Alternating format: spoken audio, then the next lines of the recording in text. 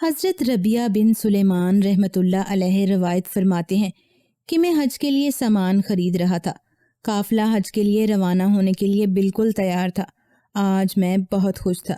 خوشی سے میرے قدم زمین پر نہیں ٹکتے تھے، کیونکہ یہ میری زندگی کا پہلا حج تھا۔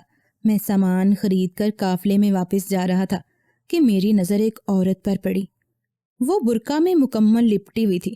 میں نے دیکھا کہ وہ کوڑے کے ڈھیر پر پڑے مردار گدھے کے عضوے خاص کاٹ رہی ہے۔ میرے دل میں خیال آیا کہ شاید اب یہ مردار کا گوشت بازار میں لے جا کر بیچ دے گی۔ بس اسی خیال سے میں اس کے پیچھے چل دیا کہ میں اسے مردار کا گوشت بیچنے نہیں دوں گا۔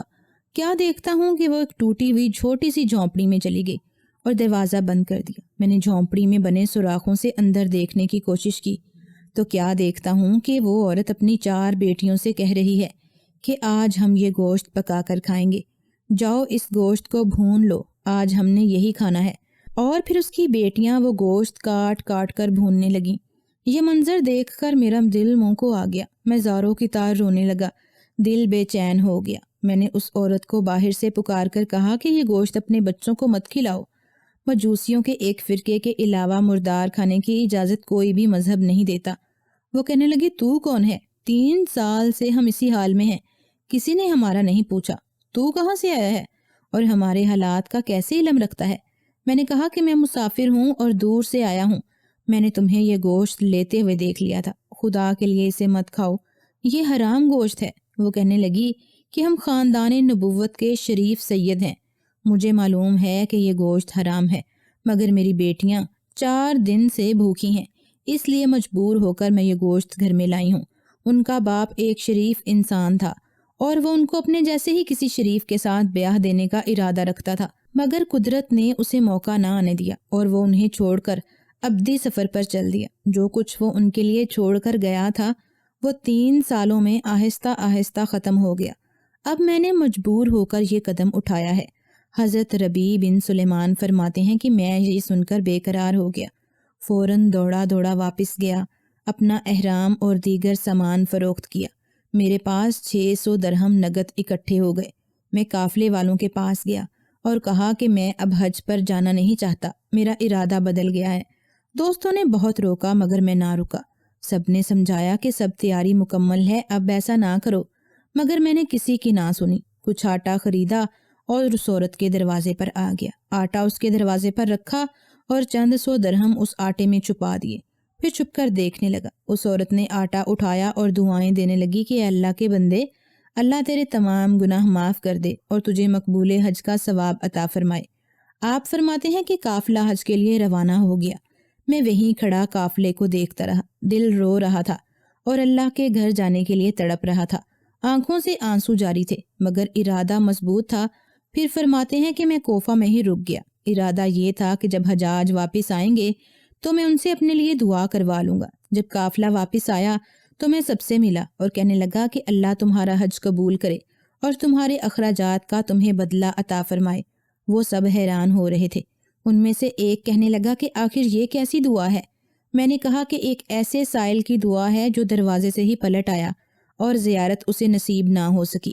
وہ کہنے لگا کہ کیا تو اس بات سے انکار کر رہا ہے کہ تو ہمارے ساتھ میدان عرفات میں موجود تھا اور یہ کہ تو نے ہمارے ساتھ طواف نہیں کیا؟ پھر میں دوسرے حاجیوں کو مبارکباد دینے لگا تو وہ سب حیران ہو کر کہنے لگے کہ تم بھی تو ہمارے ساتھ ہی تھے۔ اتنے میں قافلے میں سے ایک شخص آگے آیا، مجھے ایک تھیلی دی اور کہنے لگا یہ لو اپنی امانت جو تم نے طواف کے دوران مجھے پکڑا دی تھی۔ میں پریشان اپنے گھر آ گیا، معاملہ کچھ بھی سمجھ نہیں آ رہا تھا۔ میں نے تھیلی کھولی تو اس پر ایک مہر لگی ہوئی تھی جس پر لکھا تھا جو ہم سے معاملہ کرتا ہے وہ نفع کماتا ہے۔ آپ فرماتے ہیں کہ میں نے اس تھیلی کو پہلے کبھی نہیں دیکھا تھا۔ خیر میں نے عشاء کی نماز پڑھی اور اپنے روز کے وظائف مکمل کیے اور پریشان جاگتا رہا اور سوچتا رہا کہ آخر یہ معاملہ کیا ہے۔ اسی دوران میری آنکھ لگ گئی اور میں سو گیا۔